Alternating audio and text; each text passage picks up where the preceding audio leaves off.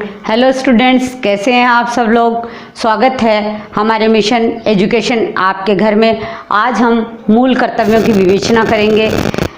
मूल संविधान जब 26 जनवरी 1950 को लागू हुआ तब उसमें मूल कर्तव्य नहीं थे, लेकिन जब समय पर आवश्यकता पड़ी तो 42वें संविधान संशोधन द्वारा संविधान के भाग 4 में 51 क जोड़ा गया और उसमें 10 मूल कर्तव्यों की व्याख्या है वो की गई कि जिससे व्यक्ति अपने अधिकारों के लिए नहीं बल्कि अपने कर्तव्यों के लिए भी अग्रसर रहे। और अधिकार और कर्तव्य एक दूसरे के पूरक है।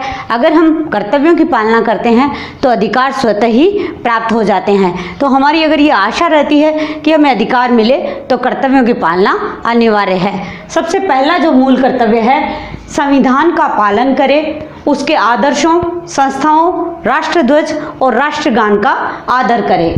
दूसरा कर्तव्य, स्वतंत्रता को प्रेरित करने वाले उच्च आदर्शों को हृदय में संजोए रखें और उसका पालन करें। तीसरा कर्तव्य, भारत की प्रभुता, एकता व अखंडता को अक्षुण्ण रखें। चौथा कर्तव्य, देश की रक्षा करें और आवश्यकता पड़ने पर आह्वान किए जाने पर राष्ट्र की सेवा करें और बलिदान के लिए तैयार रहे।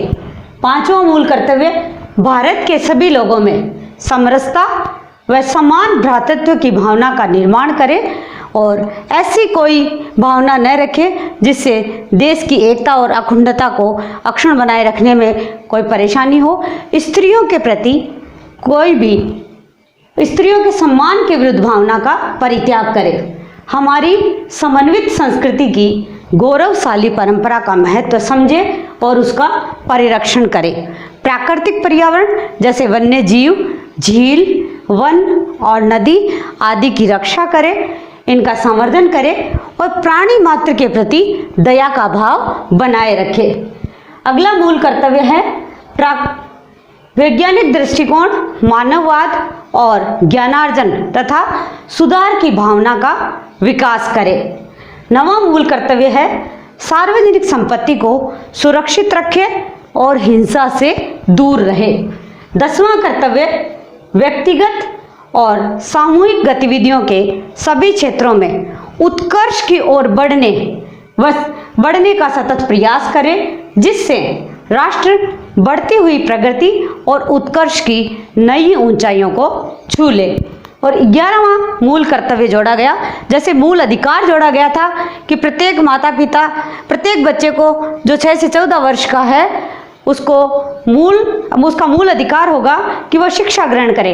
वैसे ही 11वां मूल कर्तव्य भी जोड़ा गया 86वें संविधान संशोधन द्वारा कि माता पिता या ये संरक्षक का कर्तव्य होगा कि प्रत्येक 6 से 14 वर्ष के बालक को शिक्षा के समुचित अवसर प्रदान करें। इस तरह ये 11 मूल कर्तव्य हमारे संविधान में उल्लिखित हैं और प्राय कर्तव्यों की आलोचना इस आधार पर की जाती है कि इनके लिए कोई कानूनी प्रावधान नहीं है कि अगर कोई नागरिक कर्तव्य का पालन न करे तो उसके प्रति किसी प्रकार की कानूनी कार्रवाई नहीं होती है।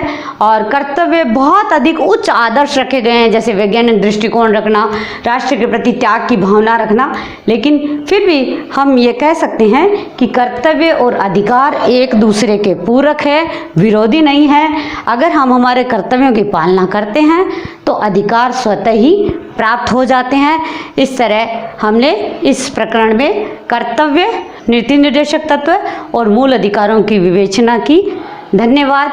हंसते रहिए, मुस्कुराते रहिए, घर पर रहिए, सुरक्षित रहिए।